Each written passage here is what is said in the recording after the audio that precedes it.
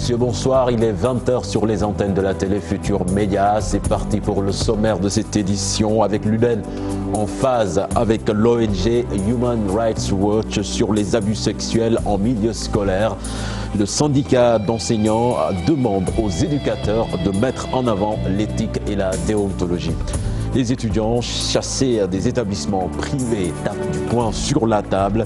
Ils demandent à l'État du Sénégal de régler le problème dans les plus brefs délais.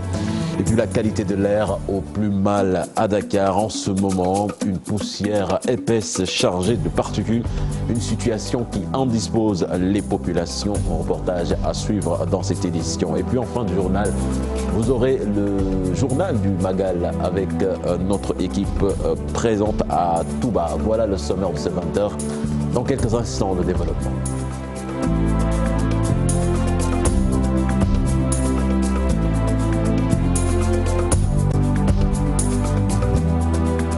Bienvenue à toutes et à tous. L'Union démocratique des enseignants et enseignantes du Sénégal valide le rapport de Human Rights Watch sur les abus sexuels en milieu scolaire. L'UDEN soutient que ces pratiques existent bel et bien dans nos écoles. Les détails dans cet élément signé Fatou Bintou Conté et Thierno Laurent Mendy. Un syndicat d'enseignants qui se démarque et reconnaît le rapport de Human Rights Watch. L'UDEN, l'Union démocratique des enseignants et enseignantes du Sénégal, donne raison à l'ONG et avoue des cas d'abus sexuels sur les apprenantes par des enseignants. Et nous tous, nous reconnaissons ça. Je crois qu'on n'a pas besoin de le dire. C'est une réalité. Nous tous, nous sommes des Sénégalais et il n'y a pas un seul jour où nous n'entendons pas à travers les presses que tel enseignant a fait ceci, tel enseignant a fait ceci. Je crois que c'est une réalité.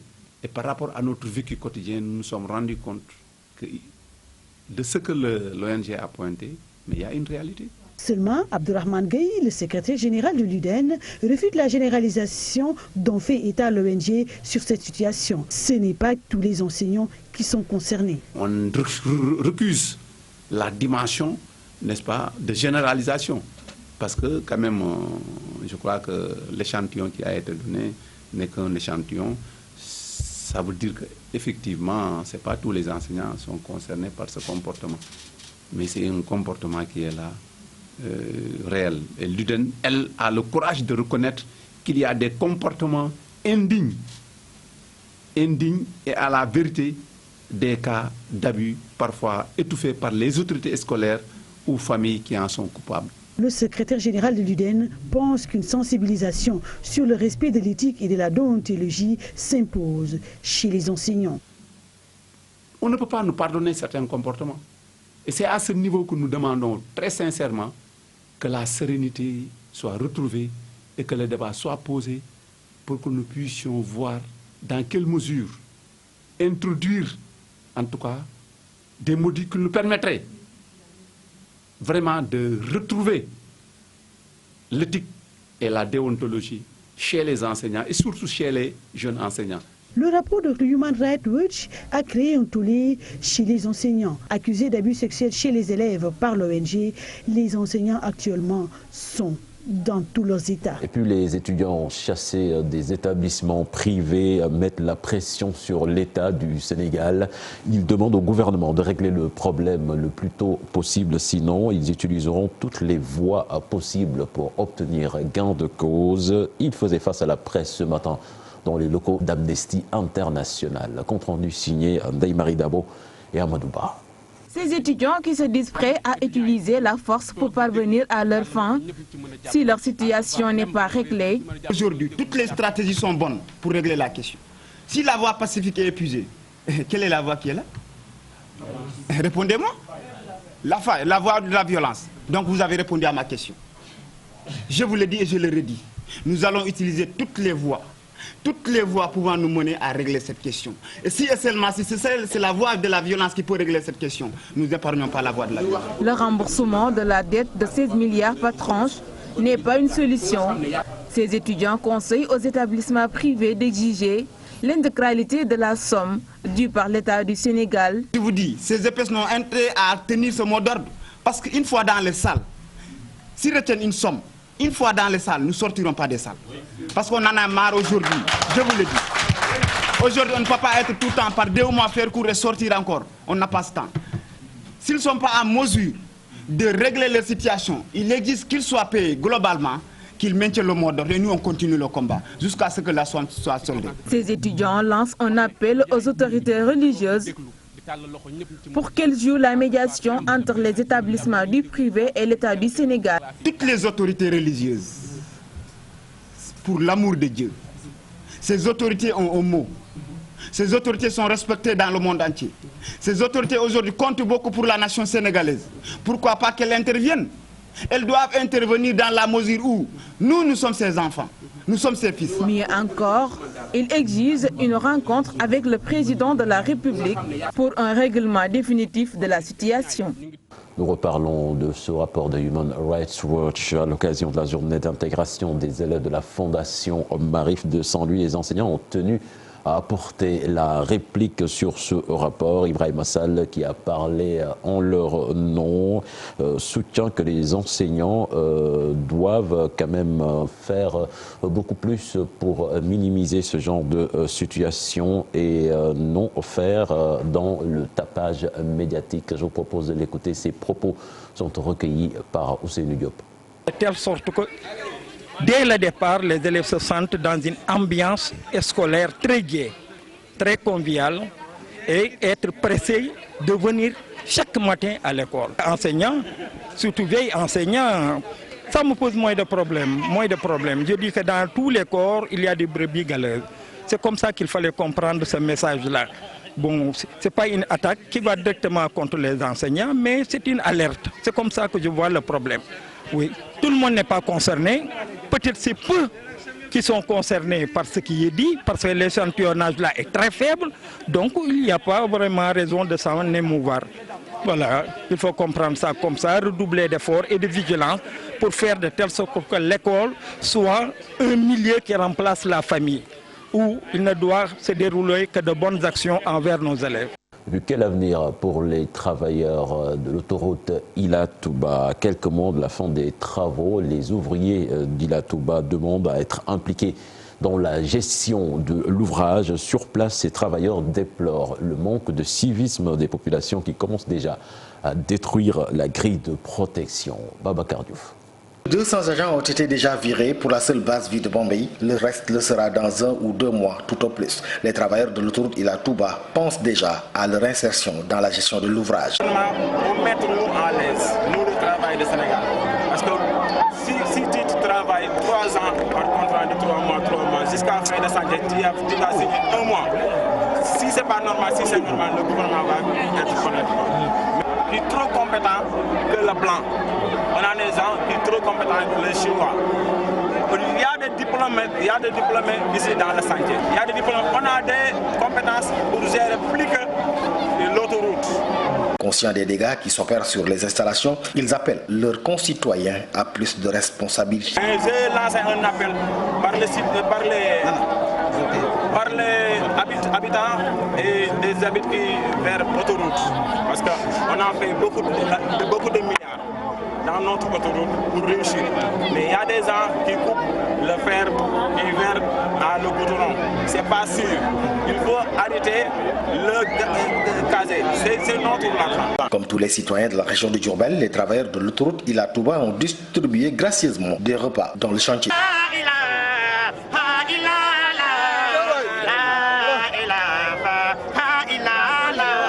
Cela pour magnifier l'œuvre de Serigne Touba. Et puis le département de Malem Hodar évalue les investissements réalisés dans la circonscription ces 2 dernières années. Sur les 5 milliards de projections d'investissement en 2017, seuls 3 milliards ont été investis. Là-dessus, nous écoutons les explications de Mamadou Gueye. C'était en marge du forum départemental. Des propos recueillis par Ibrahima Diamé.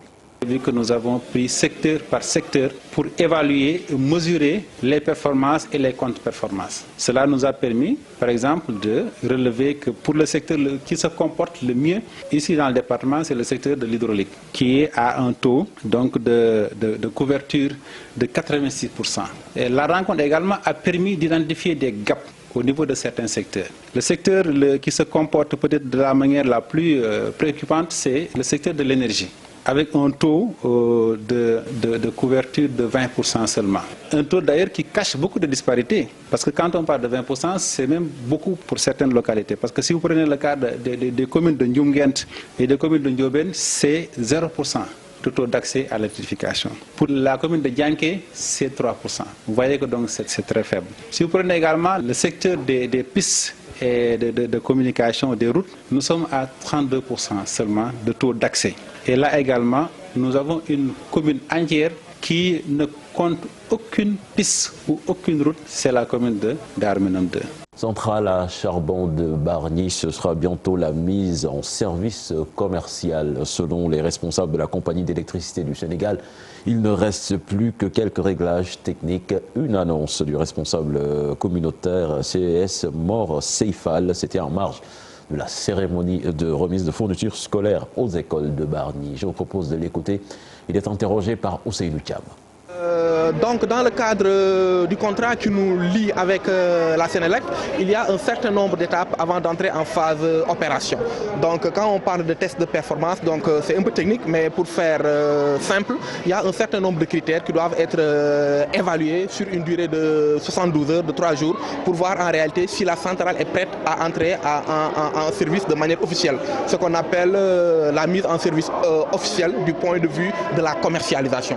Parce que ça fait plus d'un mois, la centrale opère, on produit plus de 125 MW pendant plus d'une semaine et on continue d'en produire, mais il faut que tous les paramètres soient conformes pour qu'on puisse déclarer officiellement la mise en service du point de vue commercial avec la Sénélec. Ces tests-là ont été concluants. Toujours est-il qu'il y a des réglages à faire additionnels et c'est tout à fait naturel, c'est tout à fait normal parce que c'est l'une des centrales les plus grandes de l'Afrique de l'Ouest et c'est une grande première pour le Sénégal.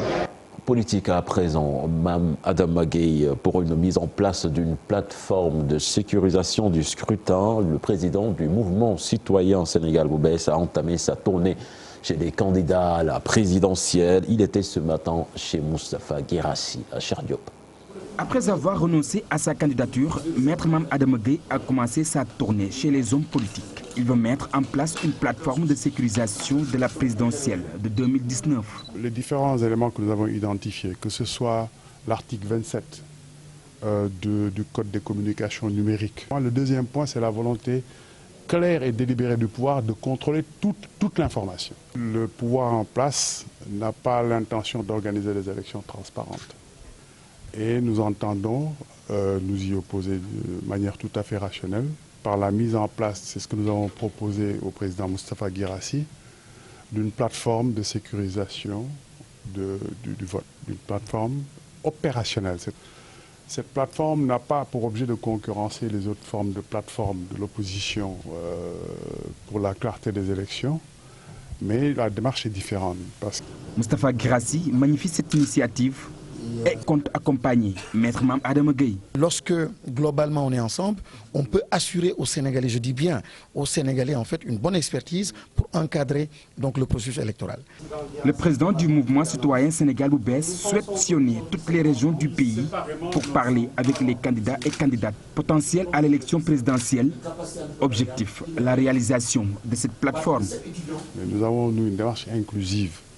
Donc ce sont des idées que nous mettrons sur la table, mais l'approche, c'est que l'ensemble des plénipotentiaires envoyés par les candidats discutent et amènent leur avis pour qu'on définisse le format définitif de la plateforme. Puis la qualité de l'air mise à rude épreuve en ce moment à Dakar, une situation qui indispose les populations et pour les services de la météo. C'est le climat vient du Sahel désertique. Un reportage signé d'Issa Prera et Pape Sangoné Mbaya. Fall nettoie les sacs exposés dans sa boutique sur l'avenue Émile Badiane. Ce commerçant fait face aux affres du climat et Fall n'est pas le seul dans cette situation. Le climat n'est pas du tout favorable. Il y a beaucoup de vent et beaucoup de poussière, ce qui est à l'origine de nombreux cas de grippe et d'autres maladies. Il y a beaucoup de brouillard. Les hôpitaux sont remplis de personnes malades. Ce climat n'arrange pas les personnes souffrant de sinusite. Non loin de là, Issa Seck étale ses marchandises en pleine rue. La chaleur et la poussière, le commerçant et ses amis les subissent tous les jours. avec des impacts sur le chiffre d'affaires. ndax 3 jours yi moom poussière bi bari na boole ko moo tax gars yi fi mu ne ñun ñu ne fii moom ñoo ci gën a sonn dañuy saqat bay bëgg a dee métti na lool. climat bi il y a un changement quoi parce que presque démb ba tey am na benn genre tàngoor boo xam ne gëj nañ koo am quoi même ci kaw sax moo tax affaire bi xaw ñoo jaaxal lool. Pour se prémunir d'éventuels impacts sur leur santé face à cette situation, chacun fait comme il peut. Pour se protéger du phénomène, nous mettons des masques ainsi que du mentholatum sur nos narines, juste pour éviter les poussières. Nous travaillons dans la rue, nos moyens de protection sont assez limités. Nous avons que nos parasols pour nous protéger contre la chaleur et la poussière. Un ciel nuageux et poussiéreux accompagné d'une forte chaleur provenant du Sahel envahit Dakar depuis quelques jours. Un climat qui aura certainement des conséquences sur la qualité de l'air à respirer. Merci à vous, Dissa Préra. C'est le dernier élément de ce journal. Le relais pour notre équipe à Touba à présent. Et l'on fait signe que Sarah Cissé est bien en place. Sarah, bonsoir. C'est parti pour le journal du Magal.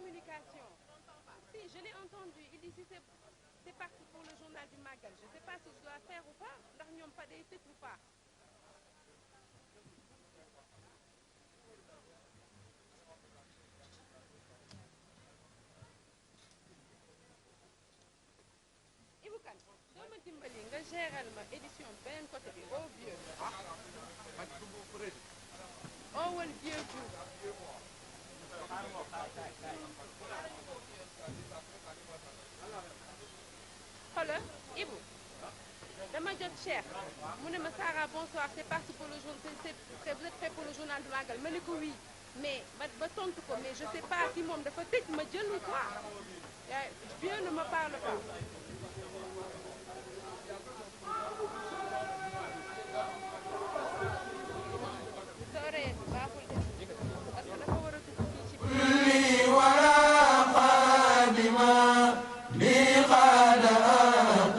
Grand Magal de Touba édition 2018 la télévision Futur Média nara ànd ak yeneen support yu groupe Futur Média yi muy la RFM l'Observateur ak IGFM fas yéene dund ak yéen xew-xewu diine bu am solo boobu bu leen ko wute.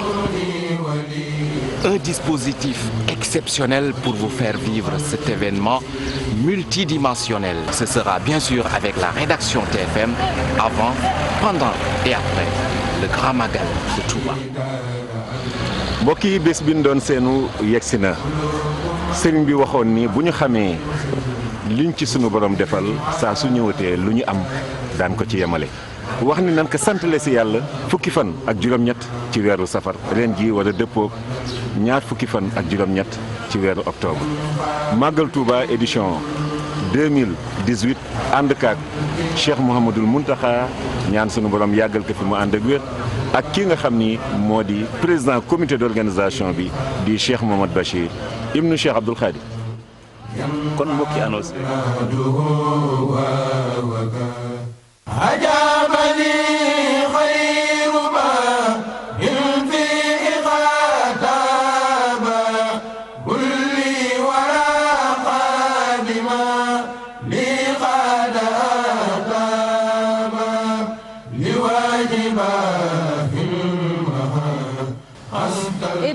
C'est parti pour cette édition spéciale à Touba. Bonsoir à toutes et à tous. Bienvenue dans cette édition donc spéciale que nous faisons depuis la ville sainte de Touba où se prépare le Grand Magal, cet événement multidimensionnel et tout de suite. def kéem kattan ba ndox mi du am ay jafe-jafe lu ni mel moom mooy mbébét bu nguuru Sénégal ci loolu nag ay forage yu bees ñu tabax leen loolu sax waral ba Mansour Faye ñëw di amal ab tukki nemmeeku ngir xool réalisation yi laata nag muy rendre compte jëwriñ yi fii ci Touba des travaux. Par ailleurs, M.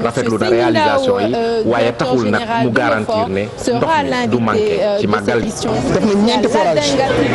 Avec 54 cas constatés et confirmés, une situation qui n'inquiète pas les autorités sanitaires. Ces dernières rassurent et misent surtout sur la prévention. Sortie musclée du porte-parole du khalife général des Mourides, les fidèles se prononcent. Les nombreux citoyens interrogés par nos reporters sont en phase avec le marabout et préconisent la régulation des réseaux sociaux pour préserver la paix. Les dérives constatées sur les réseaux sociaux, un phénomène qui inquiète également le président du Haut Conseil des collectivités territoriales, Ousmane Tanor Dieng. Selon lui, il est temps d'engager des concertations autour de ce fléau. Voilà pour les titres et le développement, c'est tout de suite.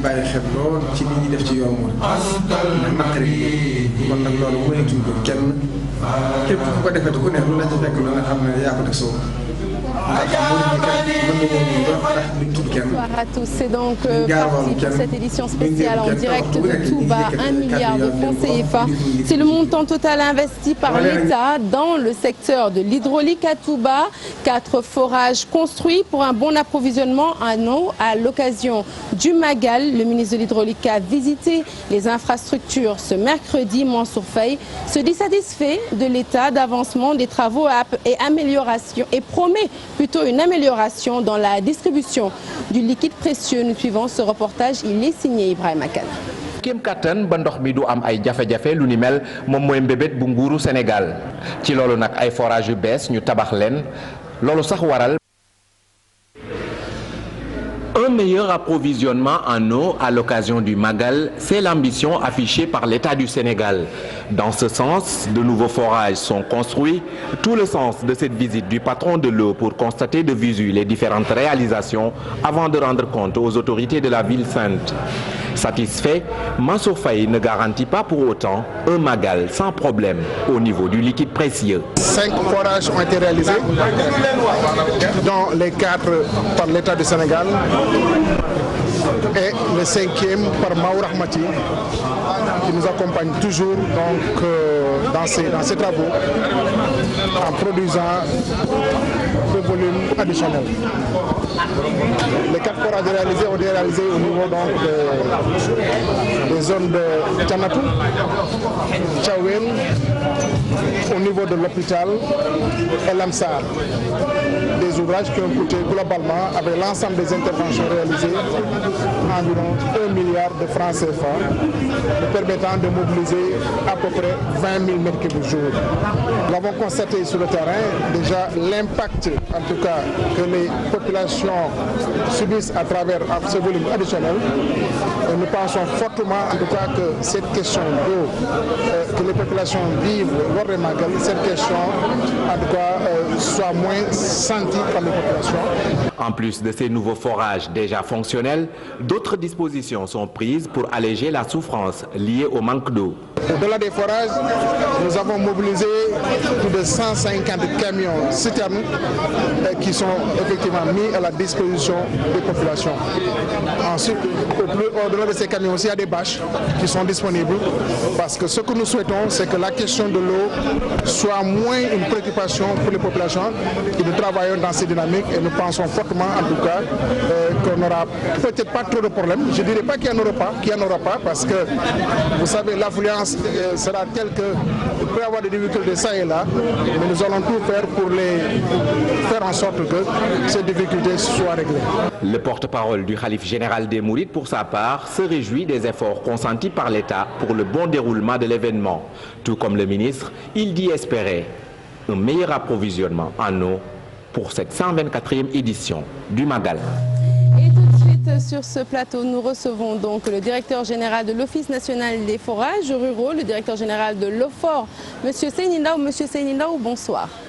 Bonsoir Sarah. Alors vous venez d'entendre ce qu'a dit le ministre Mansour Faye, 5 forages, mais il ne garantit pas l'approvisionnement en quantité suffisante aux populations. Comment peut-on apprécier cette contribution ou cette réponse du ministre? Mais merci. Je voudrais tout d'abord présenter mes salutations les plus sincères au khalife général des Mourides, Seigneur Mountakha, à son porte-parole, à l'ensemble des chefs religieux de la ville sainte de Touba. Comme vous le savez, le Magal de Touba, c'est un événement d'une dimension internationale. Beaucoup de pèlerins sénégalais, mais également de la diaspora, viennent à Touba. Donc c'est une forte affluence et l'eau constitue un produit extrêmement important, raison pour laquelle le chef de l'État avait donné des directives allant dans le sens de l'amélioration de l'approvisionnement en eau à Touba pour l'édition 2018. C'est ainsi qu'un plan d'action a été élaboré suite au diagnostic qui a été fait pour arriver à la réalisation des 5 forages dont le ministre parlait tout à l'heure. Les 4 sont réalisés par l'État du Sénégal, le 5e par Mao.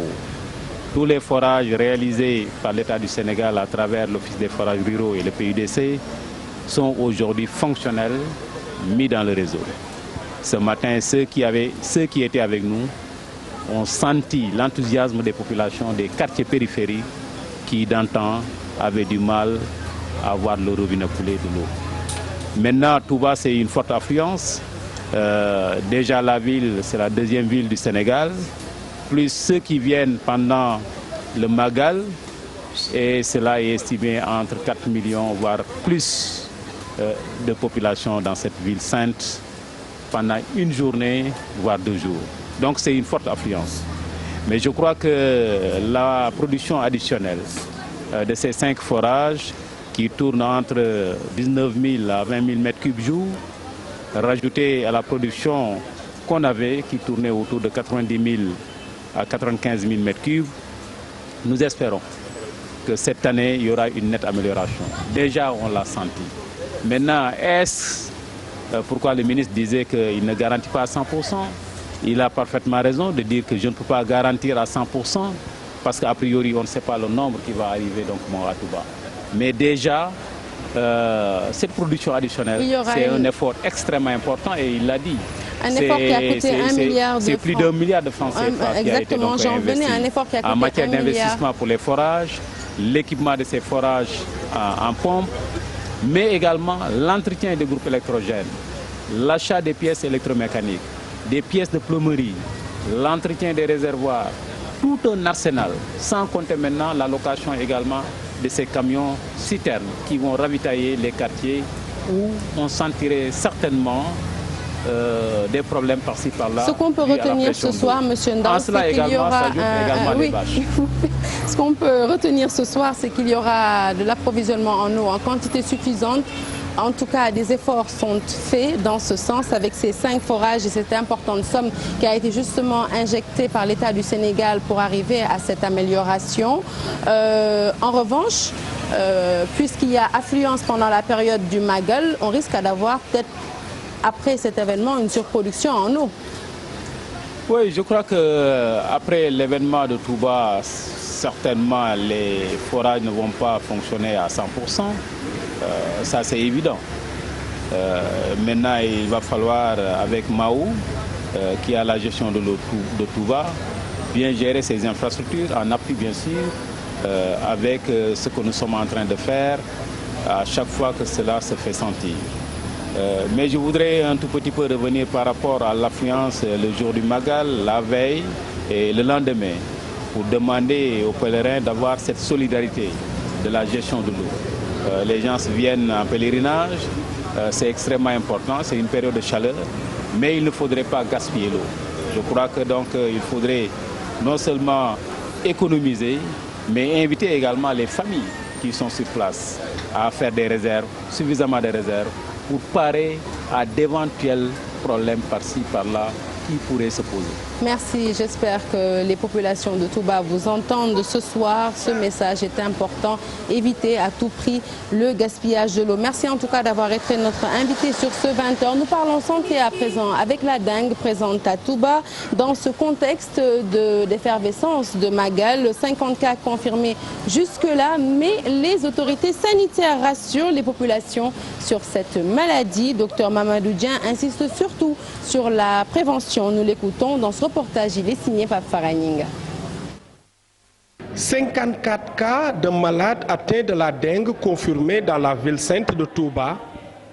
Le district sanitaire de Ndjimoul a même reçu 5 cas. Ces malades sont aujourd'hui guéris. La dengue, une maladie qui n'est pas forcément contagieuse, rassure le médecin-chef. Actuellement, le district de Touba a notifié des cas de dengue depuis pratiquement une semaine.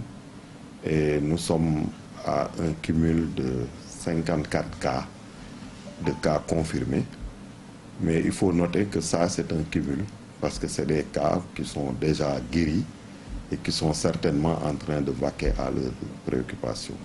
Une maladie comme les autres, la dengue se guérit parfois d'elle-même. Toutefois, les autorités ont pris les devants. La sensibilisation privilégiée. Le service d'hygiène est en train de mener des activités de pulvérisation intradomiciliaire, de lutte antivectorielle avec la pulvérisation intradomiciliaire, la destruction des gîtes larvaires, mais surtout le tarissement des bassins où on a noté des larves d'insectes.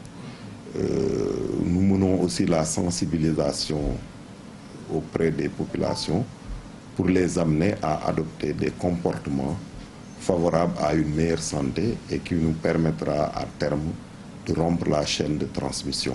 Dans 1% des cas, on peut avoir des formes graves, mais dans l'immense majorité des cas, la dengue, comme les autres affections virales, telles que la grippe, telles que certaines maladies transmissibles, cette dengue est une maladie presque bénigne, parce qu'elle peut se guérir même d'elle-même. Cependant, Dr Mamadou Dieng prône un changement de comportement. La dengue est une maladie transmissible, et le vecteur qui transmet cette maladie, c'est un moustique qui pique d'habitude le jour. Et ce moustique-là pond ses œufs dans les récipients qui contiennent de l'eau claire, comme les barils, les fûts, les bassins. Et comme à Touba, il y a des pénuries d'eau, donc les ménages ont la hantise, en tout cas, de ces pénuries. Ce qui fait qu'ils stockent l'eau partout dans des récipients et peuvent garder cette eau pendant plusieurs semaines. Et ce comportement entraîne une pullulation de larves de moustiques dans ces récipients. Et ces larves, une fois arrivées à maturité, constituent des vecteurs qui peuvent transmettre la maladie. Dr Dieng rassure les pèlerins qu'ils peuvent venir tranquillement dans la ville sainte et retourner sains et saufs. À quelques jours du Magal de Touba, prudence et vigilance sont de mise pour éviter toute forme de contenu de nature à ternir l'image de la grande mosquée de Touba. Nos reporters se sont entretenus plutôt avec Serigne Ahmad Khan, premier secrétaire général adjoint donc à l'organisation. Il revient avec nous sur la conduite à tenir dans le cadre de la prise d'image ou le tournage d'émissions. Reportage. La grande mosquée de Touba, l'attraction du Magal, et parce que le lieu est particulier, des dispositions tout aussi particulières sont prises pour le préserver.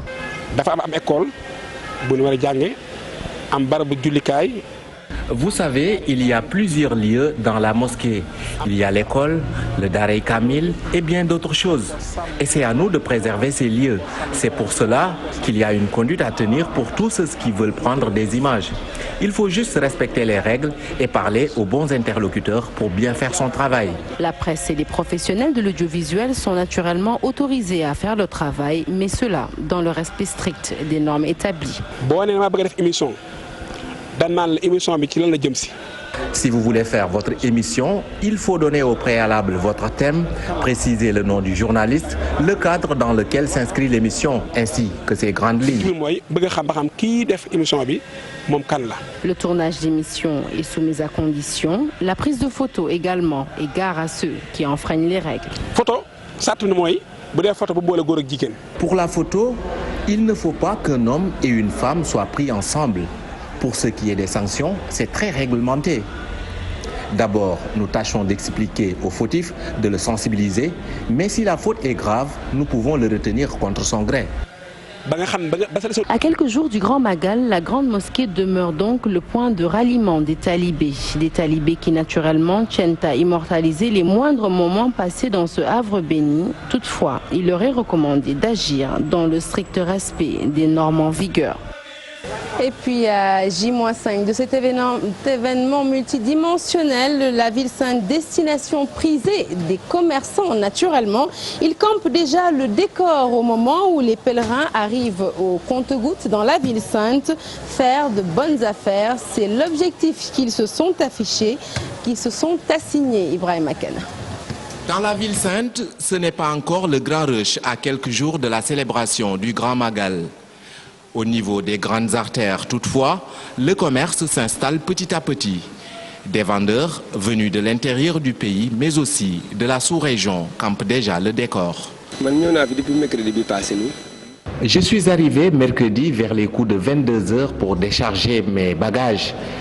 Pour le moment, les clients viennent au compte-gouttes. Ça fait 3 jours que je suis à Touba. Je vends les chaussures avec les boucles d'oreilles. C'est ça que je viens à Touba. Mais toujours on vient de la prière. Chaque année on est là.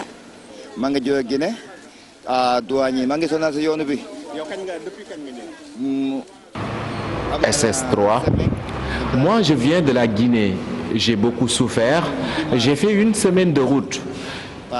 J'ai perdu une partie de mes fruits en venant. En plus, la douane m'a beaucoup fatigué.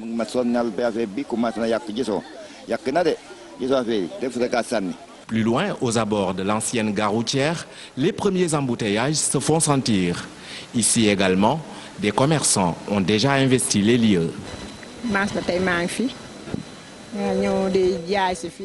Je suis là depuis dimanche pour mon commerce, grâce à Dieu et à Serigne Mountakha Mbacké. Je suis là pour gagner quelque chose pour ma famille. Le Magal de Touba, un événement religieux certes, mais aussi un rendez-vous propice pour le business. Le Magal rime bien avec le commerce. Tout se vend très bien à l'occasion du Magal. Mon chiffre d'affaires tourne généralement autour de 12 millions de francs CFA. À moins de 5 jours de la commémoration du départ en exil de Cheikh Ahmadou Bamba, les commerçants disent attendre avec impatience l'arrivée des pèlerins pour faire de bonnes affaires à l'occasion de cette 124e édition du Magal. Allez, parlons tout à fait autre chose à présent. Les fidèles qui se prononcent sur la sortie musclée du porte-parole du khalife général des Mourides, Serigne Bass Abdou Khadre, qui avertit ceux qui dénigrent le mouridisme à travers la toile.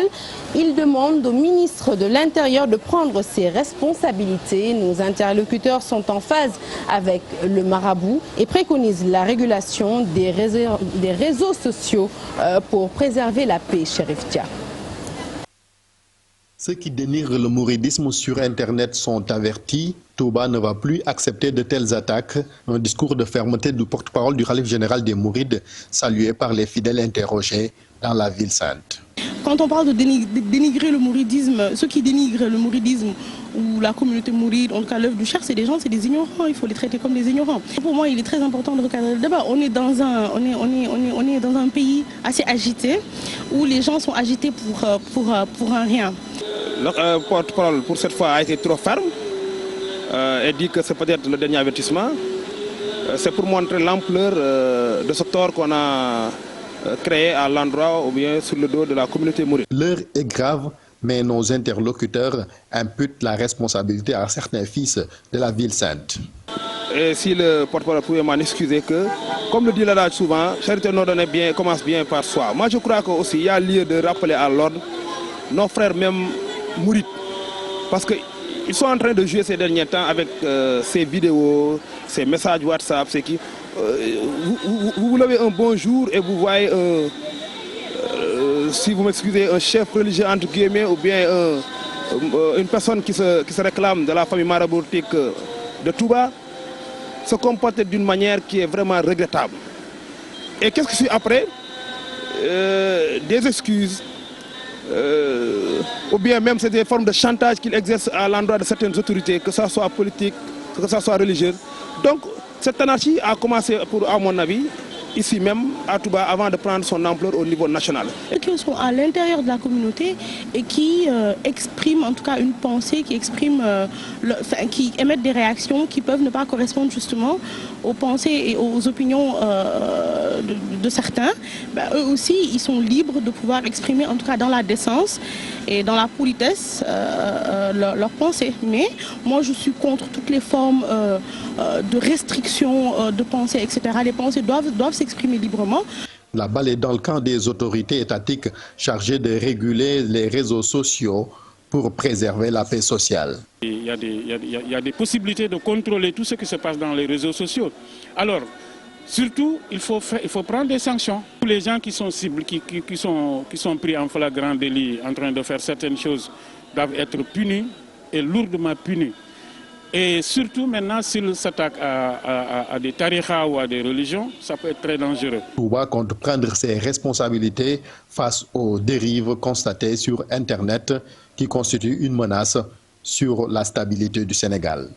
Et nous restons avec ce sujet. L'État est désarmé face aux dérives constatées sur les réseaux sociaux. C'est le sentiment du président du Haut Conseil des collectivités territoriales, Ousmane Tanor Dieng, qui appelle à de larges concertations pour juguler ce phénomène. Il était en visite à Touba. Il est interrogé par Chérif Dia.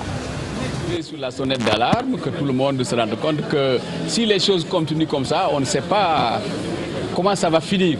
Ça va déchirer la société, ça va déchirer les familles, ça va déchirer les pays. Donc c'est extrêmement dangereux.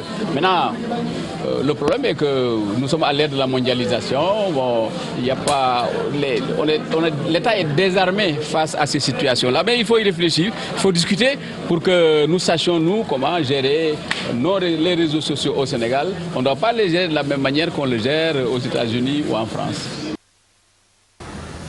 Voilà donc qui met fin à cette édition et nous voilà partis donc pour 6 jours d'édition ici au niveau de Touba. Tout de suite après moi, vous retrouverez la grande Fatidien pour l'édition en Wolof. Merci de nous avoir suivis. À tout à l'heure.